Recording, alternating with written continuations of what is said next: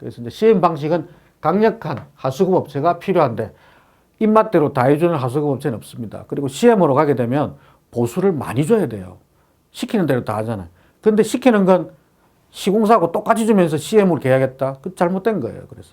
그래서 적정 보수를 줘야 거기에 맞는 인원이 배치돼서 그 일을 하는 거예요. 그리고 계약된 업무만 시켜야지 중간에 뭐 이상한 거 자꾸 생기면 돈 더 줘야 되는 거예요. 근데 그걸 주지 않고 사람도 적응 과정에서 자꾸 시키니까 소송, 뭐 대란 이런 게 막 나는 겁니다. 그 다음에 시방서. 10점짜리 하면 났는데 시방서의 종류에 대해서 적으라 이렇게 나왔습니다. 시방서는 표준, 특기, 성능, 공사별, 공법, 부위별 이렇게 나옵니다. 요거 이제 한번 보시고 뭐 내용만 한번 확인하시면 됩니다. 자, 그 다음에 이제 뭐 기본 내용은 뭐냐. 간단 명료하게 되어 있는데 우리나라 특기 시방서 중에 여지껏 경험하면서 제대로 된 특기 시방서는 못 봤습니다. 전부 타 현장 걸 짜집기 해가지고 와가지고 쓸데없는 내용이 너무 많아요. 필요한 건 또 없고 그런 것들이 대부분입니다.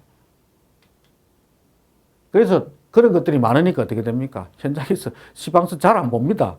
봐봐야 그게 그거고 이러니까 잘 안 봐진다고. 정확하게 잘 만들면 그걸 볼 텐데 뭐 봐봐야 답도 없어. 그러니까 더 안 좋은 조건으로 적어놓으니까 뭐 시방서 무시하고 일하는 경우가 있는데 그러다 나중에 법정 소송 크게 당하는 수가 있습니다. 틀림없이 확인해야 됩니다. 그래서 문제점. 이게 이제 표준하고 연계가 잘 안 됐다는 거지. 그 다음에 현장 실정 반영이 안 됐다는 거. 왜 그러냐? 현장 기술자가 만들지 않고 설계 사무실에서 입찰용으로 만드는 거예요. 그러니까 내용을 몰라요.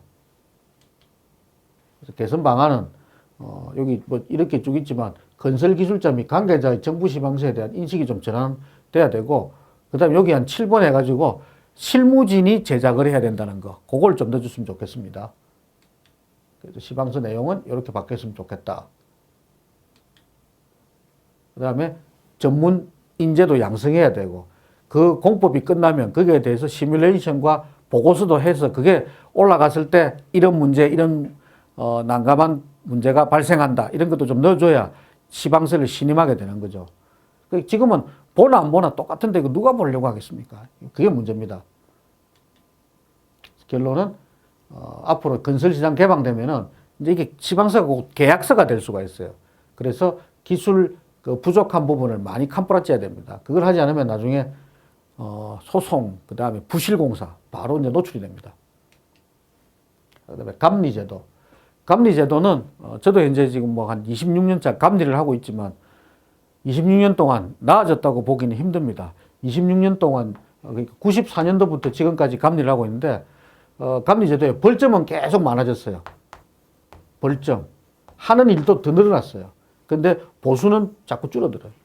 그러니까 사람이 자꾸 없어요. 그리고 기술자가 모자라야 되는데 왜 기술자가 남느냐. 군에 계신 분이 옵니다. 공무원 하다가 옵니다. 그 다음에 설계사무실 있다가 옵니다. 그 다음에 시공사에서 옵니다. 기타 옵니다. 그러니까 사람은 계속 많아져요. 그러니까 많아지니까 단가는 자꾸 떨어지죠. 이제 업무는 자꾸 늘어나고 벌점도 강화되고 뭐 사고 하나 나면 전부 감리 책임이잖아요. 그래서 요즘 현장에 가보면은 젊은 친구들이 별로 없어요. 가면 다 나이 드신 분들밖에 없어요. 효과, 품질 향상, 부실공사, 뭐 안전관리 이런 것들이 있습니다. 의무는 적급하게 시공하는지 여부인데 시공만 보면 다행인데 공사 전반을 책임져야 되니까 이제 거기서 부실이 자꾸 나오는 겁니다. 그래서 이제 일반 상주 책임감리인데 대부분 이제 책임감리로 현장에 이제 많이 근무하게 되죠. 그러니까 문제점은 전문 인력이 부족하다. 현장 가보면 제일 난감한 게 이거예요. 초급, 중급, 고급, 특급 이렇게 골고루 분포되어야 기술이 전수가 되는데 가보면 특급하고 초급밖에 없어요. 중초급. 고급이 별로 없다니까. 이게 잘 없어. 그럼 어떻게 되냐. 기술이 끊어집니다.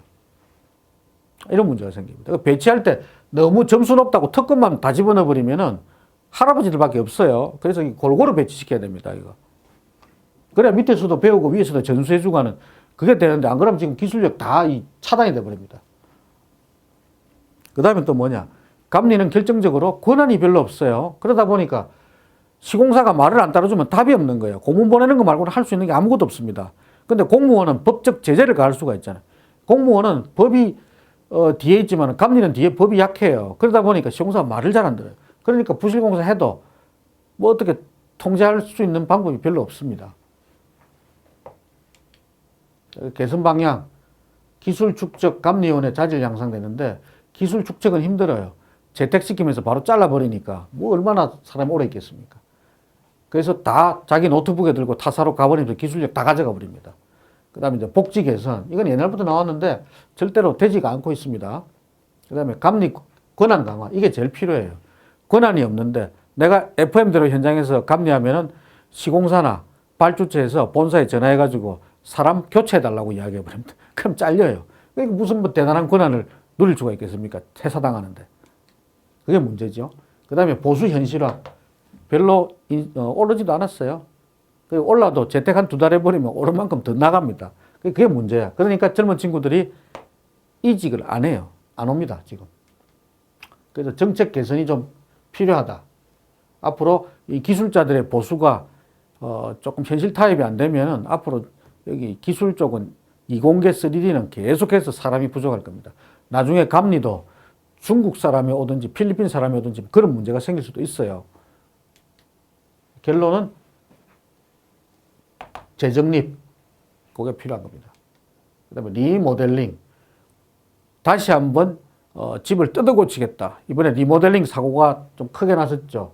그게 왜 그러냐면 리모델링 전문업체가 열악합니다. 리모델링 하면은 구조체를 건들면 안 되는데 이 디자인하는 데서 리모델링을 하면서 기둥 잘라는 걸 뭐 별로 대수롭지 않게 생각해요. 그래서 뭐 하다 보니까 사고가 막 비일비재하게 납니다. 그래서 리모델링도 감리나 구조기술자가 배치가 돼야 되고 확인도 해야 되는 그런 상황이 생깁니다. 그래서 뭐 경제성, 기능 확보, 안전성 확보되는데 안전성이 잘 안 되고 있습니다. 자, 그 다음에 구조, 그 다음에 외부 성능 개선, 설비 개선, 미적 부여, 검토, 활성화 방안 이렇게 나오는데 대체적으로 리모델링 할 때는 구조기술자 검토를 받고 내부를 고치는 게 제일 좋을 것 같습니다. 그 다음에 이제 클레임. 클레임은 소송 이전 단계예요. 소송.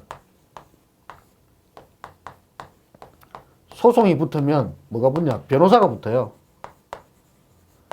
요 앞에까지는 이제 협의가 된다고. 그러니까 우리끼리 쌍방이 모여가지고 네가 조금 양보해라. 내가 요거 양보할게. 그러니까 끼리끼리 되는 거예요. 그런데 소송이 들어가면 이제 변호사 싸움이 됩니다. 그래서 요거까지는 안 가고 요 이전에 그냥 더 더러운 꼴 보기 전에 여기서 마치자 되는 게 이제 그 클레임에 대한 이제 그 조치입니다. 그 클레임은 뭐냐? 계약서를 잘못 쓰거나 공기가 지연되고 생각지도 않았던 문제가 생기면은 나중에 이거 물어달라 이렇게 됐을 때 거기에 대한 명쾌한 해석이 없으면 이제 분쟁이 나는 거죠. 그래서 계약서 클레임, 공사 범위 클레임, 그다음에 공기 촉진, 현장 상의, 불가항력상, 홍수가 나가지고 뭐 다 마감재가 손상됐다. 일부 보존해 주세요. 그러면 그 네가 알아서 해야지. 이렇게 되면 이제 싸움 나는 겁니다. 그래서 해결 방안, 그다음에 협상, 조정, 중재, 소송. 그러니까 중재까지는 괜찮아요. 근데 여기 이제 중재에도 간혹 변호사가 붙으면 이제 이게 대리인 사용 시 급료가 들어가는 거지. 여기는 바로 들어갑니다. 그래서 협상하고 뭐 조정까지는 괜찮아요. 근데 중재부터는 이제 조금 문제가 되기 시작합니다. 그래서 계약 서류를 잘 적어야 된다. 항상 법무법인에서 검토를 해야 된다. 그 다음에 변경사항에 대한 특기를 명기해야 된다.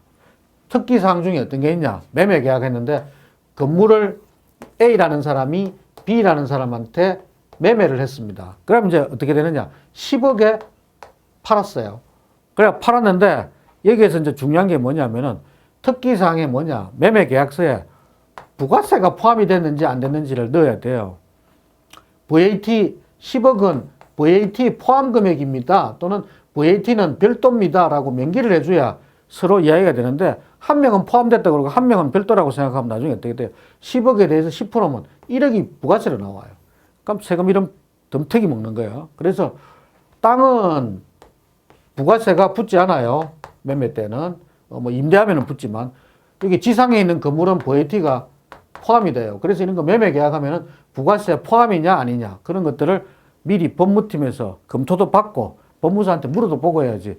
혼자 잘난 척 도장 찍다가 이거 아니다 해가지고 이제 그래가지고 클레임이 걸리는 겁니다.